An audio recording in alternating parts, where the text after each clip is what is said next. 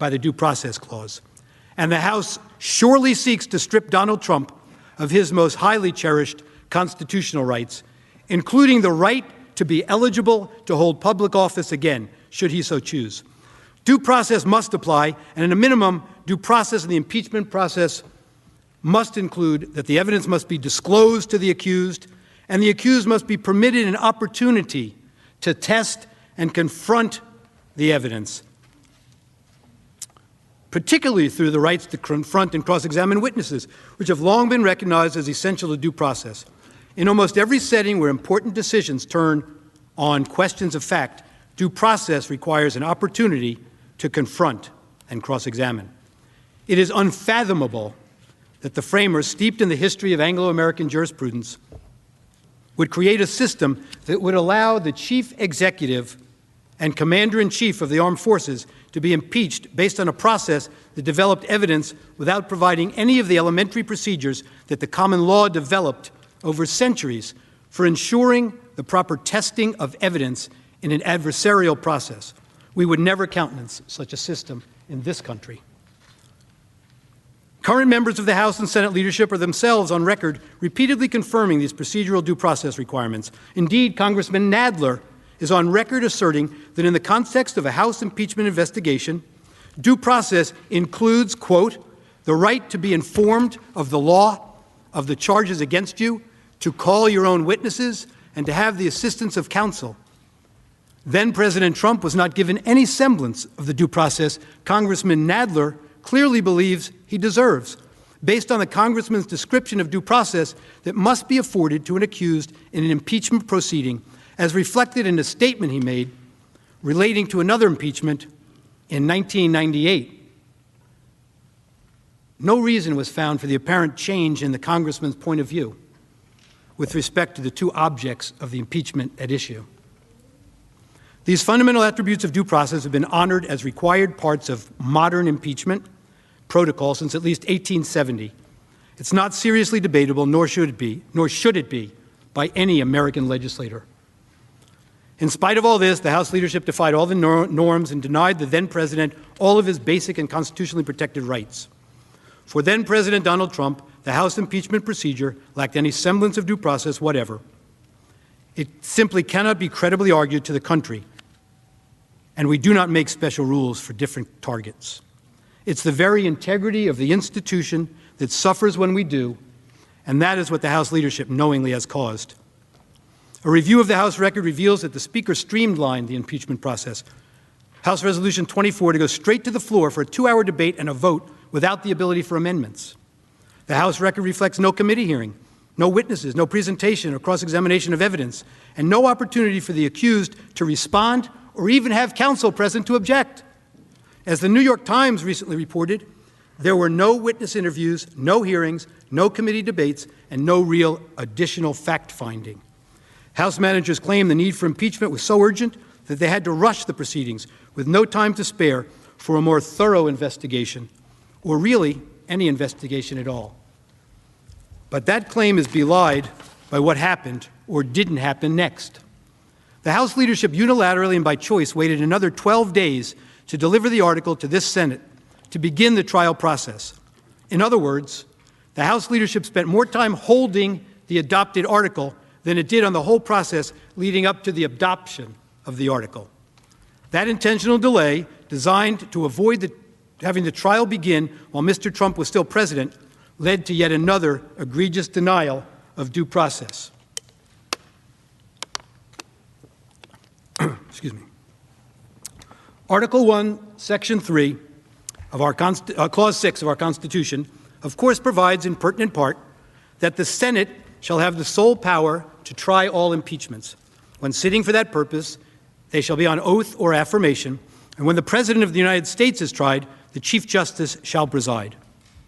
By intentionally waiting until President Trump's term of office expired before delivering the article of impeachment to the Senate to initiate trial proceedings, Speaker Pelosi deprived then-President Trump of the express constitutional right and the right under the Senate's own Rule 4 to have the Chief Justice of the United States preside over his trial and wield the considerable power provided for in the rules of procedure and practice in the Senate when sitting on impeachment trials.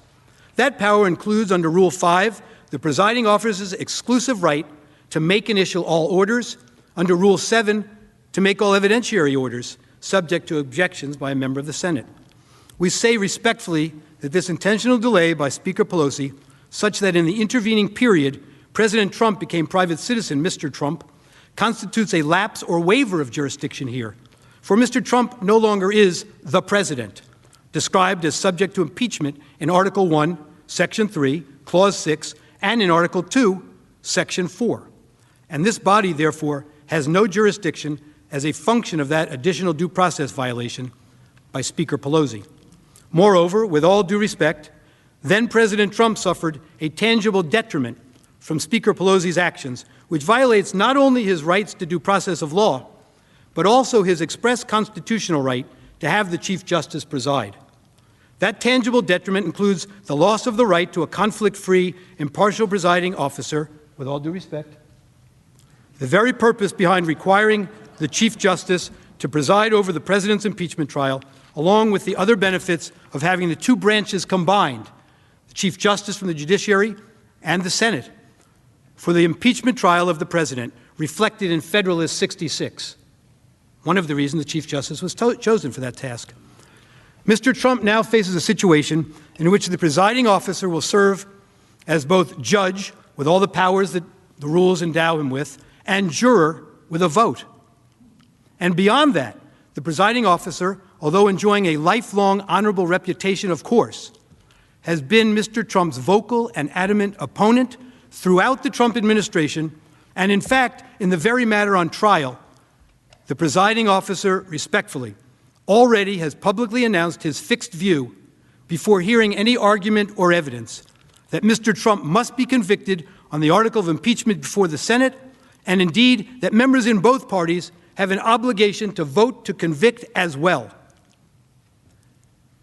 Nowhere in this great country would any American, and certainly not this honorable presiding officer, consider this scenario to be consistent with any stretch of the American concept of due process and a fair trial, and certainly not even the appearance of either. By no stretch of the imagination could any fair-minded American be confident that a trial so conducted would or could be the fair trial promised by the leader. While most procedural aspects of a Senate impeachment trial may be non-justiciable political questions, this is not an excuse to ignore what law and precedent clearly require. The present situation either presents a violation of the constitutional text found in the articles mentioned above that require the Chief Justice to preside when the President is on trial, or it is a clear denial of due process and fair trial rights for private citizen Trump to face an impeachment trial so conducted by the Senate. The impeachment article should be treated as a nullity and dismissed based on the total lack of due process in the House. It should be dismissed because of Speaker Pelosi's intentional abandonment or waiver of jurisdiction, if the House ever acquired jurisdiction. And the article should be dismissed because the trial in the Senate of a private citizen is not permitted, let alone with the conflicts just described that attend this proceeding. Finally, on the subject of due process in this matter, I say the following.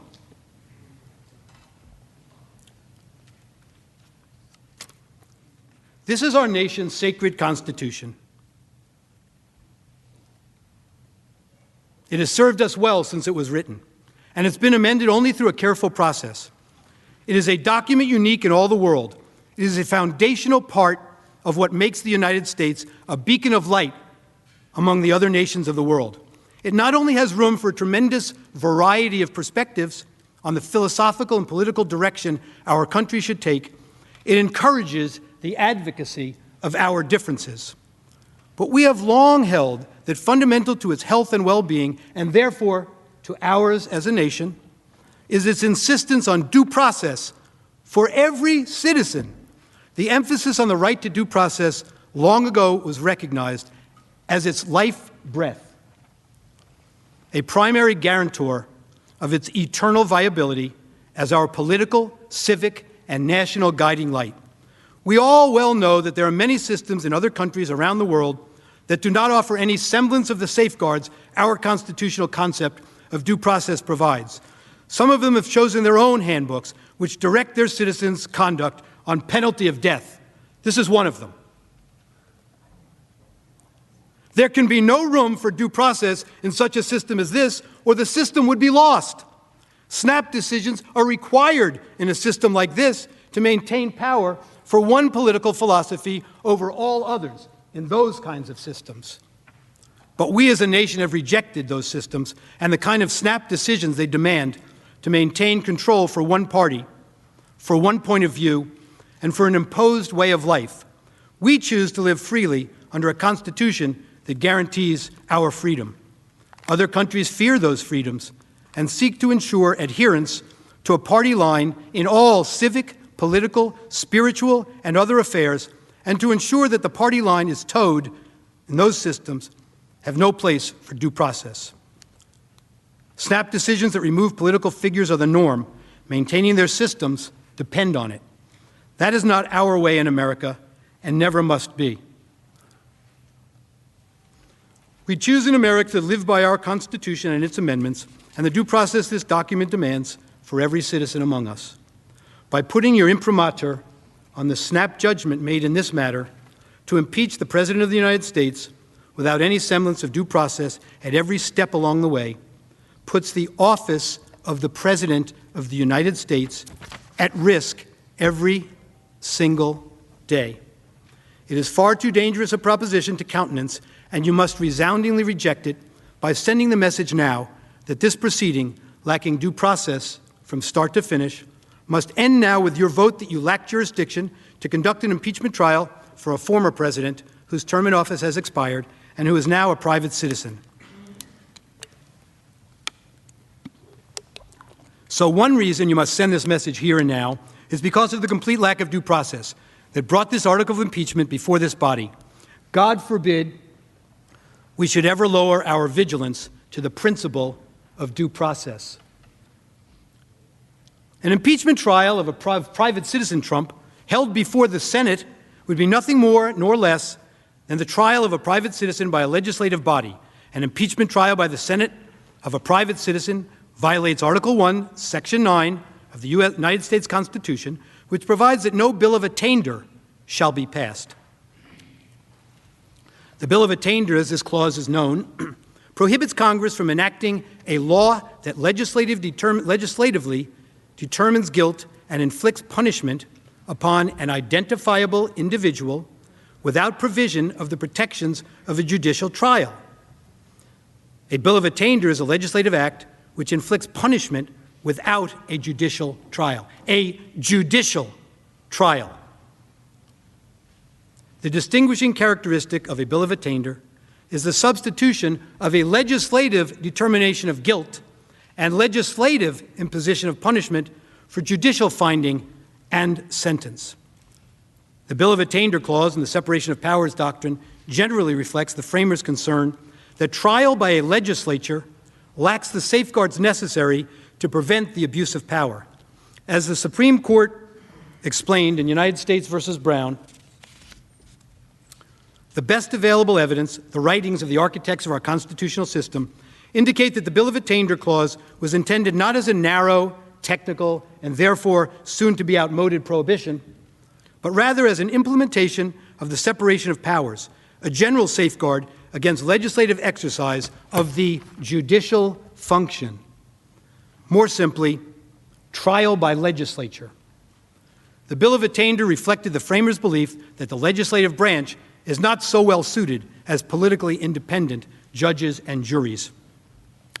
When the Senate undertakes an impeachment trial of a private citizen, as it clearly understands to be the case here, supported by the facts that the Chief Justice is not providing and Mr. Trump is not the president, it is acting as a judge and jury rather than a legislative body.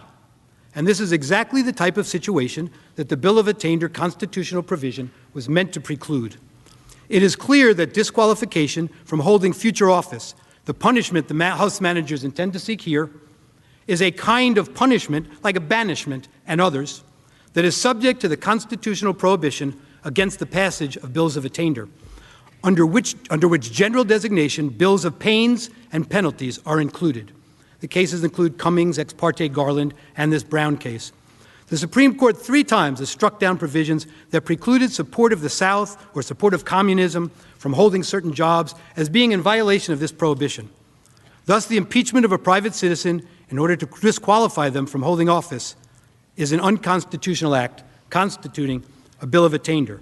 Moreover, this is the exact type of situation in which the fear would be great that some members of the Senate might be susceptible to acting in the haste the House acted in when it rushed through the article of impeachment in less than 48 hours, acting hastily simply to appease the popular clamor of their political base, the very kind of concern expressed by Mr. Hamilton in Federalist 65.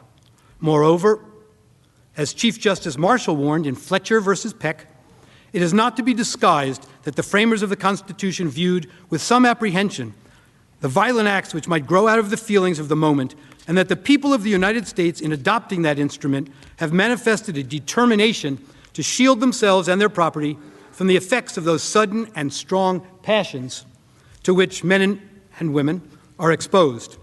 The restrictions on the legislative power of the states are obviously founded in this sentiment, and the Constitution of the United States contains what may be deemed a Bill of Rights for the people of each state.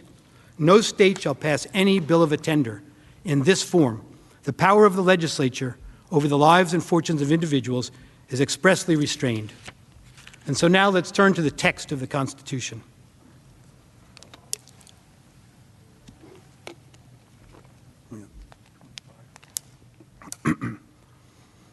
Turning to the text of the Constitution is, for many, of course, the most appropriate and the most important starting place for trying to answer a Constitution-based question. There are several passages of the United States Constitution that relate to the federal impeachment process. Let's turn to a reading of the text now.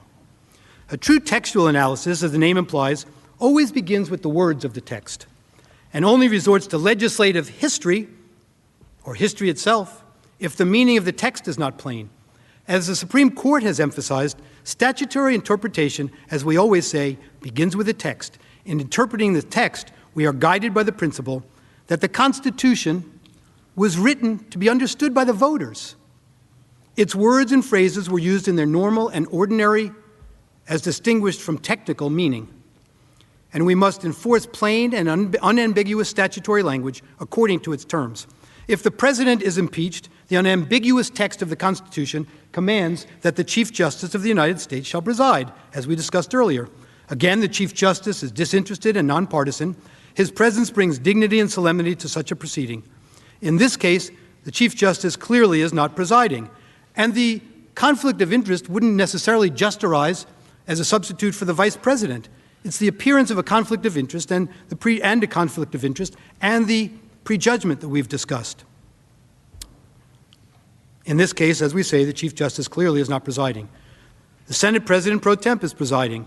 It appears that in the leader's view, undoubtedly joined by other senators, this is permitted by the Constitution because the subject of the trial is a non-president.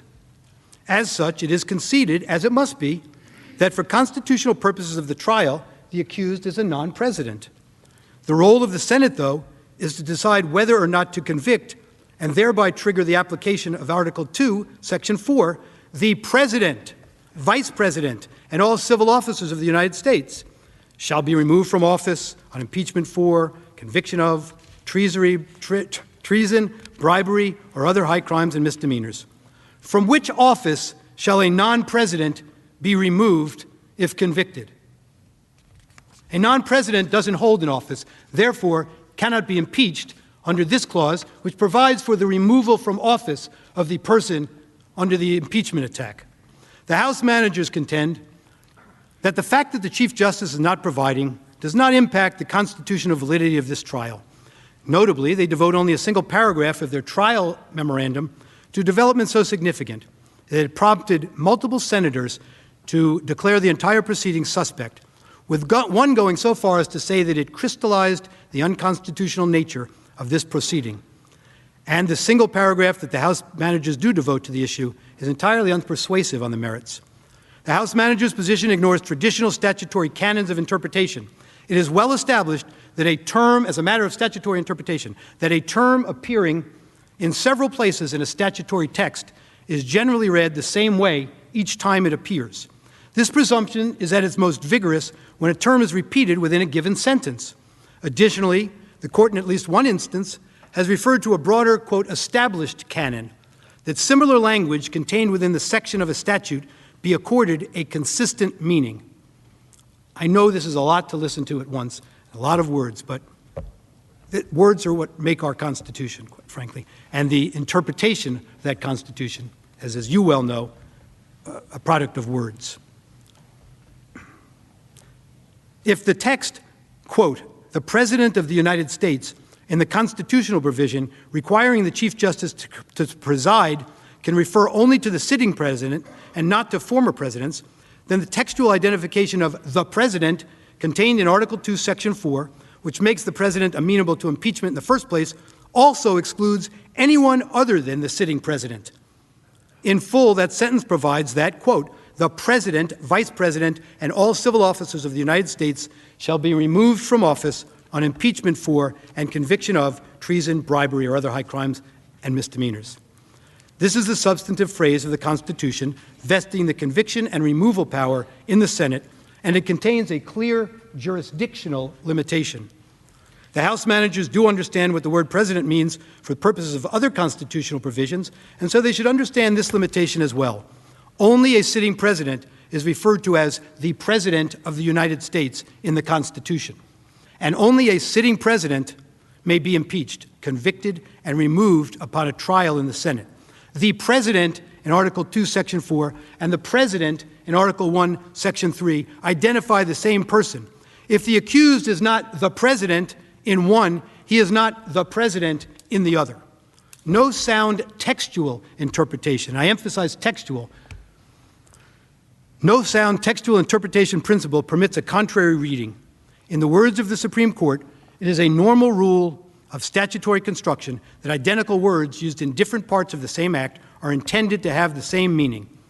Unwittingly or unwillingly, as it may be, Senate Democrats, in their announcement that Senator Leahy is presiding, have already taken their position on this matter. The accused is not the President. The text of the United States Constitution, therefore, does not vest the Senate with the power to try him and remove him, a factual nullity, he can't be removed, something, or disqualify him, a legal nullity, as if he were the President. House managers contend the Senate has jurisdiction over this impeachment because despite the fact that he's no longer the President, the conduct that the former President is charged occurred while he was still in office. That argument does not in any way alter the Constitution's clear textual identification of the President. House managers justify their strained argument by noting that the Constitution's impeachment provisions are properly understood by reference to this overarching constitutional plan. But with that very justification in mind, their argument fails once again. In an impeachment, it is the accused's office that permits the impeachment. Ceasing to hold that office terminates the possibility and the purpose of impeachment. Private persons may not be impeached in America. And so they asked you to look back at the British model. The Constitution, as I say, does not make private citizens subject to impeachment. The founders rejected the British model that allowed Parliament to impeach anyone except for the king. And so they limited impeachment to certain public officials, including presidents in our country. Next, on the textual front, the primary, in fact, the only required remedy of conviction is removal. Article 2, Section 4, straightforward rule. Whenever a civil officer is impeached and convicted for high crimes and misdemeanors, they shall be removed. It is undeniable that in this instance, removal is moot in every possible regard. Removal is a factual and legal impossibility. Yet the article of impeachment itself, read it in the wherefore clause, it calls for removal. This is one reason why impeachment proceedings are different from ordinary trials and why the Constitution pointedly separates the two. In ordinary criminal jurisprudence, a person convicted of public crimes while he or she was in office may still be punished even though they no longer hold that office. Not so with impeachment. In a Senate impeachment trial, conviction means and requires removal. And conviction without a removal is no conviction at all. only upon a valid conviction and its requisite enforceable removal may the additional judgment of disqualification plausibly be entertained. Presidents are impeachable because presidents are removable. Former presidents are not, because they cannot be removed. The Constitution is clear. Trial by the Senate sitting as a court of impeachment is reserved for the President of the United States, not a private citizen who used to be President of the United States. Just as clear, the judgment required upon conviction is removal from office, and a former president can no longer be removed from office. The purpose, text, and structure of the Constitution impeachment clauses confirm this intuitive and common sense understanding. So wrote Judge Michael Luttig, former judge in the United States Court of Appeals for the Fourth Circuit. And indeed, there are state court decisions that analyze this very same language and conclude that impeachment can only be entertained against an existing officer subject to removal. Read State versus Hill from Nebraska and Smith versus Brantley, 1981 decision from the Florida Supreme Court. This is the first time that the United States Senate has ever been asked to apply the Constitution's textual identification of the President in the impeachment provisions to anyone other than the sitting President of the United States. And of course, most significantly from a textual approach, the term specifically used is the President, not a President. And there can be only one President, the incumbent at a time. Judge Luttig relies on this textual reading for his firm conclusion that a former president cannot be impeached or convicted. Consider the alternative, as Robert Delahunty, Professor John Yoo have. If Mr. Trump can be convicted as the president, the language the Constitution uses, then why is he not still the president under the Commander-in-Chief Clause, for example? They are joined by Professor Alan Dershowitz and University of Chicago Professor Richard Epstein in their focus and conclusion. They point out the dangers of an approach that deviates from a focus on the text, if there is no temporal limitation. That's what they've suggested to you. Remember, you can go back in time and impeach any civil officer who ever served for anything that occurred during the course of their service, time immemorial. With the House manager's position, the concept necessarily includes all former executive officers and judges, including perhaps the impeachment now of Jimmy Carter for his handling of the Iran hostage scandal, as one example. That flows logically from their argument, without any hesitation. Further, they ask, why not then countenance a broad reading of other terms? When I say they ask, I mean these experts who've opined on this. Why not then countenance a broad reading of other terms, such as terms like high crimes and misdemeanors, however broadly construed, are intended to be exclusively the only kind of conduct intended as impeachable. They conclude, these experts, that by writing that a non-textual impeachment power would undermine the Constitution's effort to make the president independent of Congress, a central goal of the Founding Fathers. The authors convincingly argue for textual analysis over non-textual analysis, over non-textual reliance on a presentation of history, suggesting that if one's presentation of history were to control, it would expressly permit conduct contrary to the express language, leading to clearly unintended results. And I must tell you that I've spoken to Judge Ken Starr at some length over this past week about this, and this textual approach is something he, too, feels very strongly about. I also happen to be friendly with Chuck Cooper, by the way, who's a fine person. Also happens to be a person who has a strong animus against President Trump. But Chuck Cooper is a fine lawyer and a fine person, as I'm sure our friends from Alabama know. As we already have discussed, the risks to the institution of the presidency and to any and all past officers is limited only by one's imagination. The weakness of the House manager's case is further demonstrated by their reliance on the unproven assertion that if President Trump is not impeached, future officers who are impeached will evade removal by resigning, either before impeachment or Senate trial. For example, they contend, citing various law professors, that, quote, any official who betrayed the public trust and was impeached could avoid accountability simply by resigning 1 minute before the Senate's final conviction vote. This argument is a complete canard. The Constitution expressly provides in Article 1, Section 3, Clause 7, that a convicted party following impeachment shall nevertheless be liable and subject to indictment, trial, judgment, and punishment according to law after removal. Clearly, a former civil officer who's not impeached is subject to the same.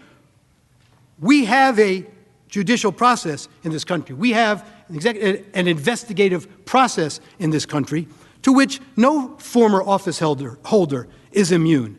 That's the process that should be running its course. That's the process the Bill of Attainder tells us is the appropriate one for investigation, prosecution, and punishment, with all of the attributes that branch. We're missing it by 2 articles here, that the Article 3 courts provide. They provide that kind of appropriate adjudication. That's accountability. There are appropriate mechanisms in place for full and meaningful accountability, not through the legislature, which does not and cannot offer the safeguards of the judicial system which every private citizen is constitutionally entitled. But more to the point here, their argument does nothing to empower a different reading of the Constitution's plain text. That is, one that reads the president in one provision to include former presidents, but reads the president in the other provision to mean only the sitting president. Second, this red herring of an argument also fails because the former president did not resign, even amid calls by his opponents that he do so. As a result, the Senate need not decide whether it possesses the power or jurisdiction to try and convict a former president who resigned, or how it might best proceed to effectuate justice in such a case. That's not this case. The plain meaning of the Constitution's text, faithfully and consistently applied, should govern whether the United States Senate is vested by the Constitution with the power to convict a private citizen of the United States. It is not. The House managers posit in their trial memorandum that despite the fact that the primary and only necessary remedy upon conviction, removal, is a legal nullity, this late impeachment trial is appropriate because the other, secondary, optional remedy that the Senate is not even required to consider and which only takes effect upon a later separate vote, disqualification from future office, can still theoretically be applied to a former president. The managers contend Article 2, Section 4 states a straightforward rule. Whenever a civil officer is impeached and convicted for high crimes and misdemeanors, they shall be removed. Absolutely nothing about this rule implies, let alone requires, that former officials who can still face disqualification are immune from impeachment and conviction. That's what they say. I told you that today. In other words, so the argument goes, a president no longer holding office does not moot the entirety of remedies afforded by impeachment. This, however, also flies in the face of both the plain meaning of the text and the canons of statutory interpretation. First of all, the managers once again simply choose to ignore the text. Even in the passage that the managers cite, the word shall does, to put it mildly, imply a requirement. An imperative such that an impeachment in which removal would be impossible is invalid. Shall means shall. The Supreme Court has made clear that when a statute uses the word shall, Congress has imposed a mandatory duty upon the subject of the command, as in shall remove. Indeed, the mandatory shall normally creates an obligation impervious to judicial discretion. And wherever the Constitution commands, discretion terminates. Shall means mandatory, and shall be removed is not possible for a former officer no longer in office. Impeachment cannot apply. Now here's the and argument you may have heard about, read about, if you follow such things. This is another one Judge Starr is big on, and many of the textual scholars have written about. Managers critically ignore this language in Article 1, Section 3, Clause 7, which states that judgment in cases of impeachment shall not extend further than to removal from office and disqualification, from office, comma, and disqualification to hold and enjoy any office of honor, trust, or profit under the United States. Ordinarily, as in everyday English, use of the conjunctive and in a list means that all of the listed requirements must be satisfied, while use of the disjunctive or means that only one of the listed requirements needs to be satisfied. Judge Kenneth Starr subscribes strongly to this argument and understands the comma to provide further support for the reading. And Judge Michael Ludwig, again, recently argued, the Constitution links the impeachment remedy of disqualification from future office with the remedy of removal from the office that person currently occupies. The former remedy does not apply in situations where the latter is unavailable. Conviction and removal are inextricably intertwined. If removal no longer is possible, neither is an impeachment conviction.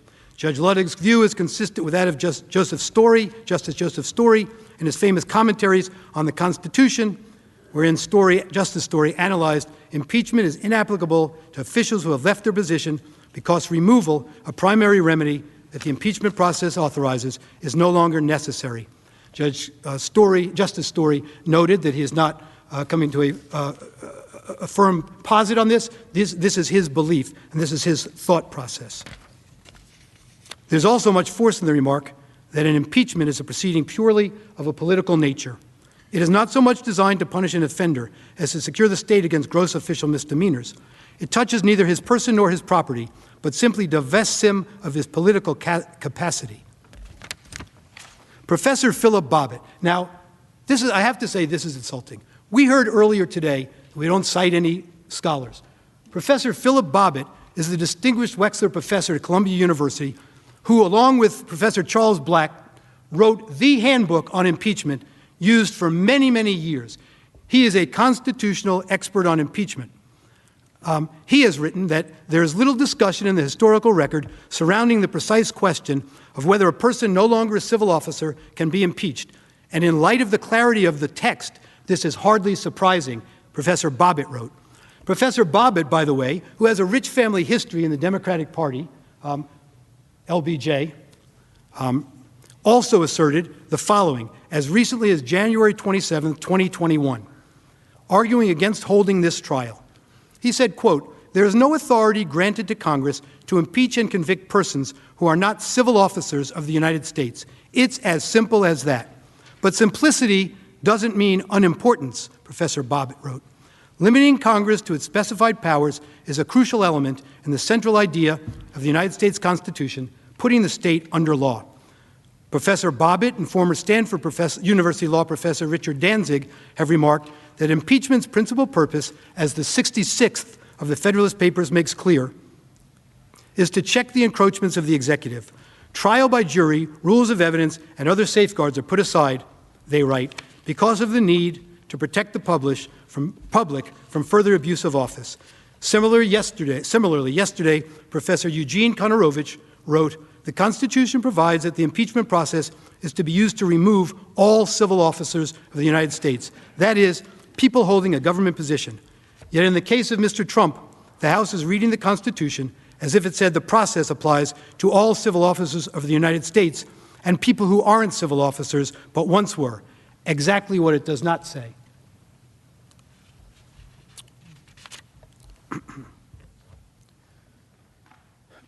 We've been told by the House managers about miscitations in our brief. I'd like to draw your attention to page 37. This is a substantive misrepresentation to you, I would respectfully suggest.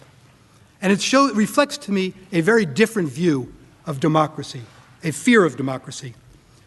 They wrote on page 37 of their brief that the framers, I'm paraphrasing the first part, the framers themselves would not have hesitated to convict on these facts.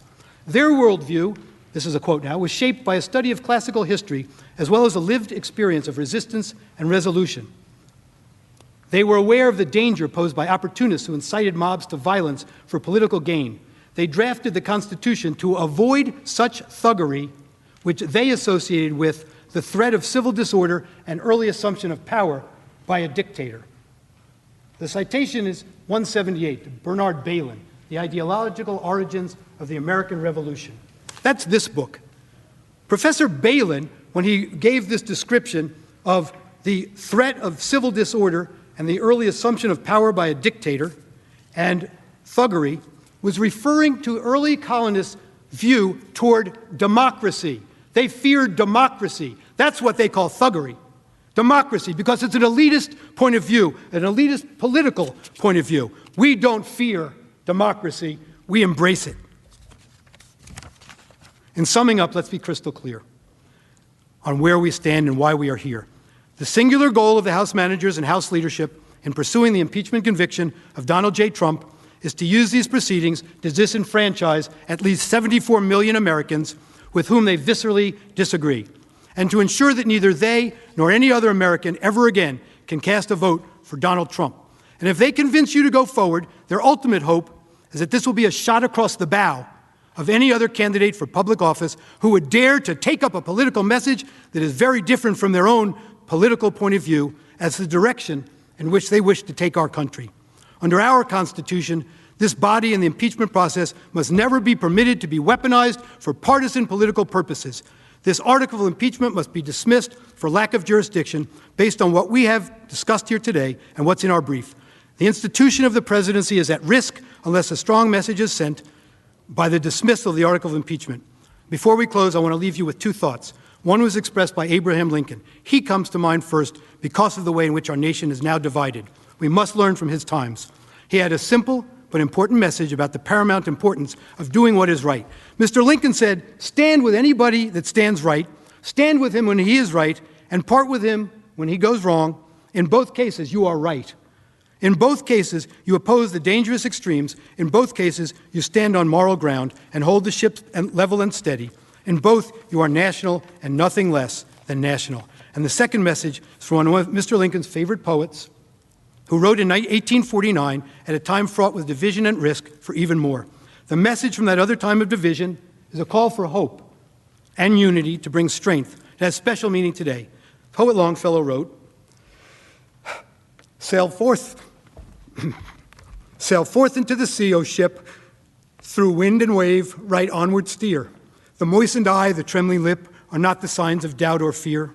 Sail forth into the sea of life, O gentle, loving, trusting wife, and safe from all adversity, upon the bosom of that sea, thy comings and thy goings be.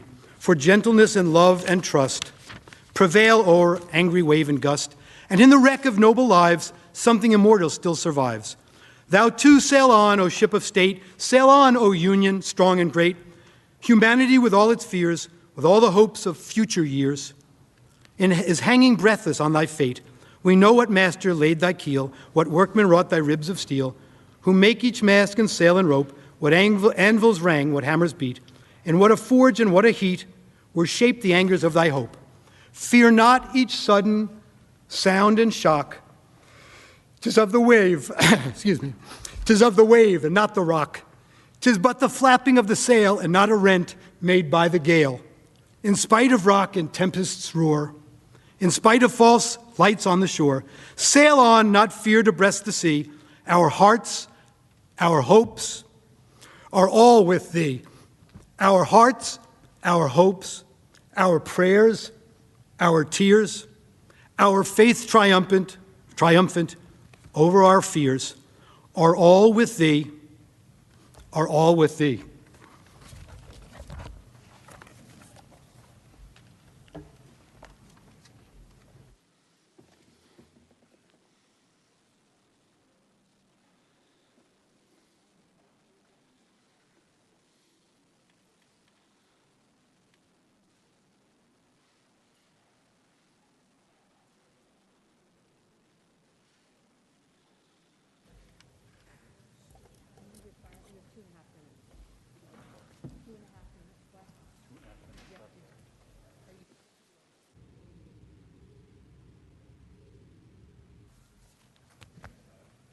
Mr. President, it's been a long day, and we thank you and we thank all the senators for their careful attention to the legal arguments and your courtesy to the managers and to the lawyers here. This has been the most bipartisan impeachment in American history, and we hope it will continue to be so in the days ahead, and nothing could be more bipartisan than the desire to recess. So the only issue before the Senate today, of course, is whether Donald Trump is subject to the court of impeachment that the Senate has convened. We see no need to make any further argument that this body has the power to convict and to disqualify President Trump for his breathtaking constitutional crime of inciting a violent insurrection against our government. Tomorrow we will address the amazing array of issues suggested by the thoughtful presentations by our colleagues, including the First Amendment, due process, partisanship under our Constitution, the Bill of Attainder Clause, and many, many more. But in the meantime, we waive all further arguments. We waive our 33 minutes of rebuttal, and we give those 33 minutes gratefully back to the Senate of the United States. All time yielded back, all time has been yielded back. Then the question is whether Donald John Trump is subject to the jurisdiction of a court of impeachment for acts committed while President of the United States, notwithstanding the expiration of his term in that office. I ask for the yeas and nays, Mr. President. Is there a sufficient second? There is a sufficient second, and the clerk shall call the roll. Ms. Baldwin.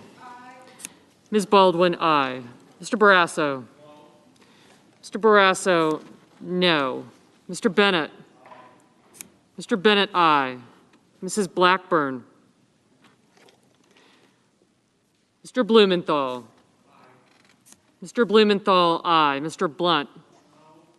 Mr. Blunt, no. Mr. Booker. Mr. Booker, aye. Mr. Bozeman. Mr. Bozeman, no. Mr. Braun. Mr. Braun, no. Mr. Brown. Mr. Brown, aye. Mr. Burr. Mr. Burr, no. Ms. Cantwell. Ms. Cantwell, aye. Mrs. Capito. Mrs. Capito, no. Mr. Cardin. Mr. Cardin, aye. Mr. Carper. Mr. Carper, aye. Mr. Casey. Mr. Casey, aye. Mr. Cassidy. Mr. Cassidy, aye. Ms. Collins. Ms. Collins, aye. Mr. Coons. Mr. Coons, aye. Mr. Cornyn. Mr. Cornyn, no. Ms. Cortez Masto. Ms. Cortez Masto, aye. Mr. Cotton. Mr. Cotton, no. Mr. Kramer. Mr. Kramer, no. Mr. Crapo. Mr. Crapo, no. Mr. Cruz. Mr. Cruz, no. Mr. Daines. Mr. Daines, no. Ms. Duckworth. Ms. Duckworth, aye. Mr. Durbin. Mr. Durbin, aye. Ms. Ernst. Ms. Ernst, no. Mrs. Feinstein. Mrs. Feinstein, aye. Mrs. Fisher. Mrs. Fisher, no. Mrs. Gillibrand. Mrs. Gillibrand, aye. Mr. Graham. Mr. Graham, no. Mr. Grassley. Mr. Grassley, no. Mr. Haggerty. Mr. Haggerty, no. Ms. Hassan. Ms. Hassan, aye. Mr. Hawley. Mr. Hawley, no. Mr. Heinrich. Mr. Heinrich, aye. Mr. Hickenlooper. Mr. Hickenlooper, aye. Ms. Hirono. Ms. Hirono, aye. Mr. Hoven. Mr. Hoven, no. Mrs. Hyde-Smith. No. Mrs. Hyde-Smith, no. Mr. Inhofe. No. Mr. Inhofe, no. Mr. Johnson. No. Mr. Johnson, no. Mr. Kane. Mr. Kane, aye. Mr. Kelly. Mr. Kelly, aye. Mr. Kennedy. No. Mr. Kennedy, no. Mr. King. Aye. Mr. King, aye. Ms. Klobuchar. Aye. Ms. Klobuchar, aye. Mr. Langford. No. Mr. Langford, no. Mr. Leahy. Aye. Mr. Leahy, aye. Mr. Lee. No. Mr. Lee, no. Mr. Lujan. Aye. Mr. Lujan, aye. Ms. Lummis. No. Ms. Lummis, no. Mr. Manchin. Mr. Manchin, aye. Mr. Markey.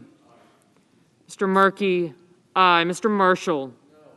Mr. Marshall, no. Mr. McConnell. No. Mr. McConnell, no. Mr. Menendez. Aye. Mr. Menendez, aye. Mr. Merkley. Aye. Mr. Merkley, aye. Mr. Moran.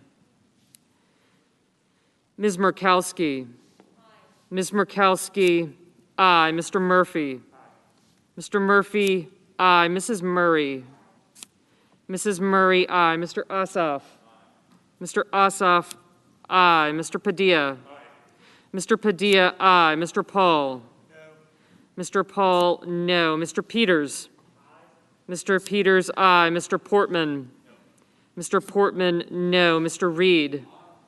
Mr. Reed, aye. Mr. Risch? Mr. Risch, no. Mr. Romney? Mr. Romney, aye. Ms. Rosen? Ms. Rosen, aye. Mr. Rounds? Mr. Rounds, no. Mr. Rubio? Mr. Rubio, no. Mr. Sanders? Mr. Sanders, aye. Mr. Sass?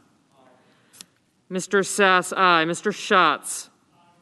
Mr. Schatz, aye. Mr. Schumer? Mr. Schumer, aye. Mr. Scott of Florida? Mr. Scott of Florida, no. Mr. Scott of South Carolina? Mr. Scott of South Carolina, no. Mrs. Shaheen? Mrs. Shaheen, aye. Mr. Shelby? Mr. Shelby, no. Ms. Sinema? Ms. Sinema, aye. Ms. Smith? Ms. Smith, aye. Ms. Stabenow? Ms. Stabenow, aye. Mr. Sullivan? Mr. Sullivan, no. Mr. Tester? Mr. Tester, aye. Mr. Thune? Mr. Thune, no. Mr. Tillis? Mr. Tillis, no. Mr. Toomey? Mr. Toomey, aye. Mr. Tuberville? Mr. Tuberville, no. Mr. Van Hollen? Mr. Van Hollen, aye. Mr. Warner? Mr. Warner, aye. Mr. Warnock? Mr. Warnock, aye. Ms. Warren? Ms. Warren, aye. Mr. Whitehouse? Mr. Whitehouse, aye. Mr. Wicker? Mr. Wicker, no. Mr. Wyden? Mr. Wyden, aye. Mr. Young? Mr. Young, no. Mr. Moran? Mr. Moran, no. Mrs. Blackburn? Mrs. Blackburn, no.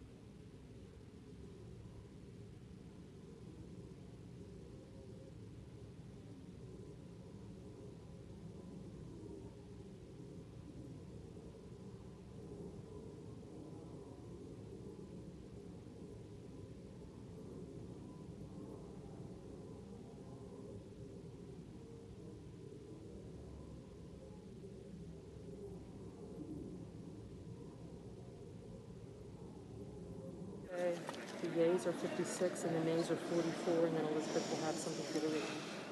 On this vote, the yeas are 56, the nays are 44, and pursuant to S. Res. 47, the Senate having voted in the affirmative on the foregoing question, the Senate shall proceed with the trial as provided under the provisions of that resolution. Mr. President, Majority Leader. I ask unanimous consent that the trial adjourn until 12 noon tomorrow, Wednesday, February 10th, and that this order also constitute the adjournment of the Senate. Without objection, we shall stand in adjournment until noon tomorrow.